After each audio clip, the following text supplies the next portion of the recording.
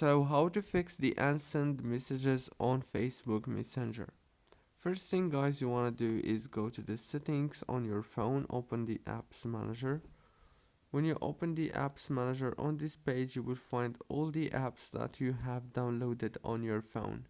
So all what you want to do is scroll until you find the Facebook Messenger right here. When you find the Facebook Messenger, all what you want to do is click on it like this. When you click on Facebook Messenger, click on force stop to stop the app from running in the background of your phone. After that, click down here on the storage option. Click on clear data and click on delete to clear all the informations. Go back, click on this power usage details and disable the power consumption alert and click down here on force stop. And last thing you want to do is restart your phone. Don't forget to like, subscribe.